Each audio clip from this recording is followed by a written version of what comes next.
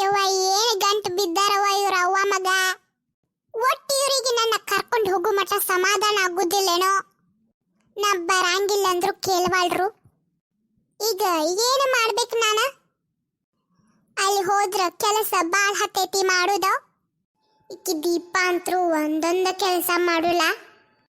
ಆಕಿಗೆ ಟಿವಿ ನೋಡಕ ಕೊಟ್ಟಿಲ್ಲಂತ ನನಗ ಈ ಪರಿ ಕಡತಾಳು.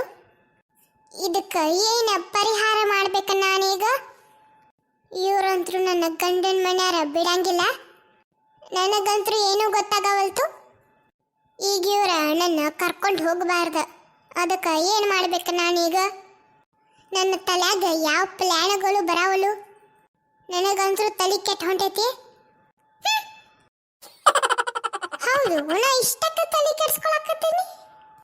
ಇದೆಲ್ಲ ಕಷ್ಟ ಪರಿಹಾರ ಮಾಡಕ ನಮ್ಮ ಆಂಟಿ ಅದಲ್ಲ. ಪ್ರತಿ ಸಲ ಏನೇ ಕಷ್ಟ ಆದ್ರೂ ಅಕ್ಕಿಗೆ ಫೋನ್ ಮಾಡಿ ಕೇಳ್ತಿದ್ನ್ಯ. ಮತ್ತೀಗ ಎಷ್ಟು ನಾ ತಲೆ ಕೆಡ್ಸ್ಕೊಳತೀನಿ? ಈ ದೀಪ ಜೊತೆ ಕೂಡಿ ನಾನು ಹಂಗ ಸಣ್ಣ ಹುಡುಗರ್ಗತ್ರ ಆಡತ್ತೇನೆ. ಟೈಮ್ ವೇಸ್ಟ್ ಮಾಡೋದು ಬೇಡ. ಬೆಳಗ್ಗೆ ಎದ್ದು ಕೂಡಲೇ ಇವ್ರು ನನ್ನ ಎಳ್ಕೊಂಡು ಹೋಗು ಒಳಗಾಕೆ ನಮ್ಮ ಆಂಟಿನ ಕರೆಸಿಬಿಡುನು. ನಮ್ಮ ಆಂಟಿ ಏನಾರ ಪ್ಲ್ಯಾನ್ ಮಾಡಿ ನನ್ನ ಕರ್ಕೊಂಡೋಗೋದು ಕ್ಯಾನ್ಸಲ್ ಮಾಡ್ತಾಳೆ. Good idea. ನಮ್ಮ ಆಂಟಿ ನಂಬರ ಏನು ಐತಲ್ಲ? ಹಾ, ಸಿಕ್ಕಿತು. Hello aunty. ಏನವ ರೂಪ, ಬಾಳ ದಿನಕ್ಕೆ ಕಾಲ್ ಮಾಡಿಲ್ಲ. ಆಂಟಿ, ಸ್ವಲ್ಪ ಊರಿಗೆ ಬರಕಾಗ್ತೈತಿ ನಿನಗ ನಾಳೆ ಬೆಳಗ್ಗೆನೇ ಬರ್ಬೇಕಾ? ಹಾ ಆಂಟಿ, ಬಾಳ ಕಷ್ಟ ಆಗೈತಿ ನನಗಿಲ್ಲಿ. ಅಂತದೇನು ಕಷ್ಟ ಆಗೈತವ ನಿನಗ? ಆಂಟಿ, ನಿನಗ ಇಲ್ಲಿ ಬಂದ ಕೂಡಲೇ ಗೊತ್ತಾಗ್ತೈತೆ ಆಂಟಿ.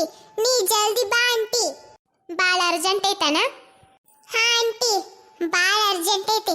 ನೀ ಬರ್ಲಿಲ್ಲ ಅಂದ್ರೆ ನನ್ನ ಜೀವನಾನ ಹಾಳಾಗ್ತೈತಿ.